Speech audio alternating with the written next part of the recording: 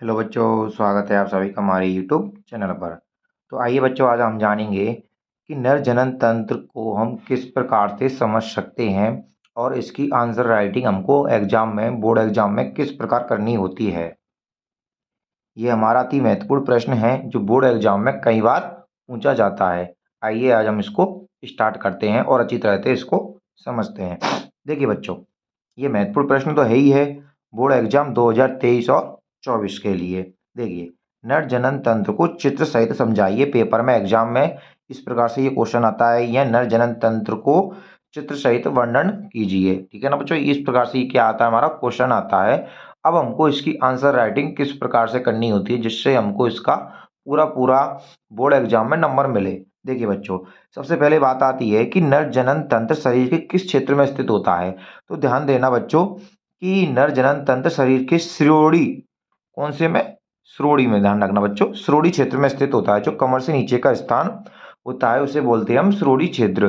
तो यह कहाँ स्थित होता है, श्रोणि क्षेत्र में स्थित होता है। इस तंत्र में अंगों को तीन भागों में बांटा गया है, यानी कि नर जनन तंत्र को तीन भागों में बांटा गया है। प्राथमिक जनन अंग, जिसमें क्या होते हैं, वृषण, क्या होते हैं, हमारे वृषण होते हैं जो हमारे शरीर से बाहर होते हैं। नंबर दो होता है कि सहायक जनन नलिकाएं व अंग। अब बात आती है कि सहायक जनन नलिकाएं कौन कौन सी होती हैं, अंग कौन कौन से होती हैं। नंबर दो में आते हैं ये होती है एपिडिडिमिस अधिवृषण, शुक्रवाहिनी या बाह्य जननांग, जिसे शिश्न बोलते हैं, हम पेनिस बोलते हैं। ओके बच्चों, ये क्या हो जाते हैं, हमारे सहायक जनन अंग होते हैं। अब नंबर तीन आती है हमारी कि सहायक जनन ग्रंथियां कौन कौन सी होती हैं। भाई, ग्रंथियों से क्या स्रावित होते हैं, हार्मोन स्रावित होते हैं, रस स्रावित होते हैं, जिससे क्या होता है, हमको जनन अंग में अधिक महत्वपूर्ण सहायता मिलती है। जैसे शुक्राशय ग्रंथि होती है हमारी, प्रोटेश ग्रंथि होती है, काउपर्स या काउपर ग्रंथि होती है। ओके बच्चों, ये क्या हो जाती हैं, तीन क्षेत्र हो जाते हैं, तीन भाग हो जाते हैं किसके, नर जनन तंत्र के। अब बात आती है कि आपको एग्जाम में किस प्रकार लिखना है। तो आपको इसी प्रकार लिखना है कि प्राथमिक जनन अंग यानी कि नर जनन तंत्र तीन भागों में स्थित होता है। ओके बच्चों, प्राथमिक जनन अंग वृषण, सहायक जनन नलिकाएं अंग एपिडिडिमिस अधिवृषण, शुक्रवाहिनी, बाह्य जननांग शिश्न। नंबर तीन डालना है आपको, सहायक जनन ग्रंथियां, शुक्राशय, प्रोटेश ग्रंथि, काउपस ग्रंथि। अब बात आती है कि नंबर एक, जब प्राथमिक जनन अंग को किस प्रकार से हम समझ सकते हैं और इसमें क्या क्या होता है। देखिए बच्चों, नंबर एक आता है हमारा प्राथमिक जनन अंग, कौन कौन सा होता है। देखिए, प्राथमिक जनन अंग वृषण होता है। अब देखिए बच्चों कि मनुष्य में एक जोड़ी, यानी कि एक जोड़ी, यानी जोड़ा बोलते हैं ना, कि नर पेरेंट्स और माता पिता होते हैं जिनको जोड़ी बोलते हैं, इसी प्रकार एक जोड़ी यानी कि एक और एक दो। तो मनुष्य में एक जोड़ी हल्के हल्के गुलाबी रंग के वृषण उदर गुहा से, उदर यानी कि पेट की जो नाल होती है, गुहामिस नाल यानी कि गुफा एक तरह से, उदर गुहा से बाहर वृषण कोश में स्थित होते हैं। देखिए बच्चों, इस प्रकार से इस चित्र में देखिए, ये क्या है, हमारा वृषण कोश है। क्या है हमारा, ये देखिए, ये वृषण कोश है, ये वृषण है। ये एक साइड से लिया हुआ चित्र है, ठीक है ना बच्चों। क्या है हमारा, एक साइड से लिया हुआ चित्र है, तो इसलिए हमको एक दिखाई देता है। अगर हम इसको इस प्रकार से देखते हैं तो क्या हो जाती हैं, एक और एक दो हो जाते हैं। क्या हो गए, हमारे दो वृषण हो जाते हैं। ओके बच्चों, तो ये कहाँ होते हैं, यानी शरीर से बाहर होते हैं, यानी कि उधर, यानी शरीर का भस्सा, यानी पेट से बाहर स्थित होते हैं, वृषण कोश में पाए जाते हैं। क्योंकि उदर गुहा का तापमान, अब बात आती है कि बच्चों इनका ये बाहर क्यों पाए जाते हैं। जो हमारे पेट का जो तापमान होता है, इनसे जो शुक्राणु उत्पन्न होते हैं, यानी कि जो वृषण से जो शुक्राणु उत्पन्न होते हैं, उनको 2 डिग्री सेंटीग्रेड कम तापमान की आवश्यकता होती है। इसलिए क्या होता है कि ये शरीर से बाहर स्थित होते हैं, क्योंकि हमारे शरीर का टेम्परेचर 37 डिग्री सेंटीग्रेड होता है और बाहर का टेम्परेचर कम होता है। तो बाहर के ताप से 2 से 2.5 सेंटीग्रेड ताप की ग्रेड की अधिक होती है, ठीक है ना, होता है, जो शुक्राणु परिपक्वता के लिए प्रतिकूल होता है। प्रतिकूल यानी विपरीत होता है, यानी नुकसानदायक होता है। इसलिए वृषण उदर गुहा के बाहर स्थित होते हैं। आ गया होगा ना समझ में कि हमारे जो वृषण होते हैं, जो नर के मादा सॉरी मादा यानी कि नर के जो वृषण होते हैं, जिसको हम बोलते हैं आड़ एक तरह से, तो ये क्या होते हैं, ये बाहर उपस्थित होते हैं। ओके बच्चों, अब बात आती है कि ये किस प्रकार के होते हैं, इसकी लंबाई चौड़ाई कितनी होती है। तो देखिए बच्चों, वृषकों में वृषण का आकार 4 से 5 सेंटीमीटर लंबा होता है। अगर आपसे पूछे कि वृषण की लंबाई कितनी होती है, पेपर में 1 नंबर का क्वेश्चन आ जाता है, तो आपका आंसर होगा 4 से 5 सेंटीमीटर लंबा होता है, 2 से 3 सेंटीमीटर यह चौड़ा होता है। ओके बच्चों, प्रत्येक वृषण में 200 से 250 कितनी 200 से 250 कक्ष होते हैं। देखिए बच्चों, जिस प्रकार से ये दिख रहे हैं ना आपको, इसमें जो पालियां दिख रही हैं ये कितनी होती हैं हमारी 200 से 250 होती हैं। क्या होती है हमारी 200 से 250 स्थित होती हैं। कक्ष होते हैं जिन्हें वृषण पालियां कहते हैं। प्रत्येक पाली में 1 से 3 अति कुंडलित शुक्र जनन नलिकाएं होती हैं। इससे पहले वाली वीडियो में जो मैंने डाल रखी है उसमें मैंने आपको बोर्ड पर अच्छी तरह से समझाया है। ये आपकी केवल नोट्स वाली वीडियो है। अगर आपको ये डिटेल में समझना है तो हमारी इस वीडियो के लिंक में उस वीडियो की लिंक मिल जाएगी जिसमें मैंने आपको इसको पूरी तरह से बोर्ड पर खोलकर समझाया हुआ है। ये केवल आपके नोट्स वाली वीडियो है और समझ सकते हैं इसमें आप। ओके बच्चों, अगर आपको समझना है अच्छी तरह से खोल कर तो हमारी उस वीडियो को आप देख सकते हैं। अति कुंडलित शुक्र जनन नलिकाएं होती हैं जिनमें शुक्राणु निर्माण होता है। क्या होता है? जिसमें शुक्राणु का निर्माण होता है। उसमें मैंने आपको बताया है पूरी डिटेल से कि शुक्राणु किस प्रकार से शुक्राणु का निर्माण नर में या नर के वृषण में होता है। ओके बच्चों, अब आगे देखिए, इन नलिकाओं का भीतरी भाग 2 प्रकार की कोशिकाओं का बना होता है। एक होती है शुक्र जनन नर जर्म कोशिका या स्पर्मेटोगोनिया और दूसरी होती है सर्टोली कोशिका। ओके बच्चों, अब आ गए हम पढ़ते हैं नंबर 1, शुक्र जनन नलिका क्या होती है। देखिए बच्चों, नंबर 1 है हमारी शुक्र जनन कोशिका या स्पर्मेटोगोनिया। इसका क्या कार्य होता है? देखिए, ये अर्धसूत्रण द्वारा यानी कि अर्ध विभाजन द्वारा क्या होता है, इनमें शुक्राणु का निर्माण करती हैं। अर्धसूत्रण द्वारा क्या करती हैं? ये शुक्राणु का निर्माण करती हैं तथा ये इन्हीविन, यहाँ रखना बच्चों, पेपर में कई बार पूछा जा सकता है कि इन्हीविन हार्मोन कहाँ से स्रावित होता है, तो आपका आंसर होगा शुक्र जनन कोशिका से या स्पर्मेटोगोनिया से इन्हीविन हार्मोन स्रावित होता है, जो शुक्राणु उत्पादन को प्रेरित करता है। कि भाई शुक्राणु का उत्पादन कब होगा, यह निर्धारण कौन सा हार्मोन निर्धारित करता है? इन्हीविन हार्मोन ये निर्धारित करता है कि शुक्राणुओं का निर्माण कब होगा। अब बात आती है कि सर्टोली कोशिकाओं का क्या कार्य होता है। देखिए बच्चों, ये शुक्र जनन कोशिकाएं को या कोशिकाओं व शुक्राणुओं को पोषण प्रदान करती है। भाई सर्टोली कोशिका क्या करती हैं? जो हमारे शुक्राणु होती हैं उनको पोषण प्रदान करती हैं, जिससे वह गति करता है। क्या करता है? गति करता है और मादा जनन अंग तक या अंडवाहिनी तक क्या करता है? गति करके जाता है। ओके बच्चों, तभी तो क्या होगा कि अंडाणु का निषेचन होगा। अब आती है कि शुक्र जनन नलिकाओं के बाहरी छिद्र को अंतराली अवकाश कहते हैं। क्या कहते हैं? अंतराली अवकाश कहते हैं। किसको? जो शुक्र नलिकाओं के जो बाहरी छिद्र होते हैं उनको क्या कहा जाता है? अंतराली अवकाश कहते हैं। इसमें छोटी छोटी रक्त वाहिकाएं यानी छोटी छोटी नसें व अंतराली कोशिकाएं लीडिंग सेल्स पाई जाती हैं। ये कोशिकाएं नर हार्मोन एंडोजन यानी कि पुंजन, तुमसे पूछ ले कि एंडोजन या हार्मोन पुंजन कौन साबित करता है? कि शुक्र जनन की अंतराली कोशिकाओं की लीडिंग कोशिकाएं। ओके बच्चों, वह टेस्टोस्टेरोन का संश्लेषण व स्रावण करती हैं। ध्यान रखना बच्चों, टेस्टोस्टेरोन का हार्मोन स्रावित कौन करता है? अंतराली कोशिकाएं। यहाँ स्थित कोशिकाएं प्रतिरक्षात्मक कार्य करने में सक्षम होती हैं, यानी कि जो इनके विरुद्ध जो कार्यकर्ता हैं उनके विरुद्ध ये क्या करती हैं? अपनी रक्षा करने में ये समर्थ होती हैं। कौन सी कोशिकाएं? ओके बच्चों, ये स्थित कोशिकाएं। अब बात आती है सहायक जनन अंग या नलिकाएं। ध्यान रखना बच्चों, नंबर 2 टॉपिक आ जाता है हमारा, नंबर 1 कंप्लीट हो जाता है प्राथमिक जनन अंग। अब आता है हमारा सहायक जनन अंग या नलिकाएं। इसमें सबसे पहले नलिकाएं आती है अधिवृषण। देखिए बच्चों, कुंडलित शुक्र जनन नलिकाएं वृषण के मध्यवर्ती क्षेत्र से, ध्यान रखना बच्चों, ये क्या होते हैं? हमारे वृषण होते हैं, ये कुंडलित हैं। क्या है? हमारी कुंडलित हैं और मध्यवर्ती क्षेत्र से। देखिए, अति कुंडलित है और मध्यवर्ती क्षेत्र से निकल रही है कि नहीं निकल रही हैं, तो क्या हो जाती हैं? इसी में बोल रहा है कि कुंडलित शुक्र जनन नलिकाएं वृषण के मध्यवर्ती क्षेत्र से सीधी होकर वृषण जालक में खुलती हैं। वृषण जालक से 15 से 20 संबलित नलिकाएं निकलती हैं।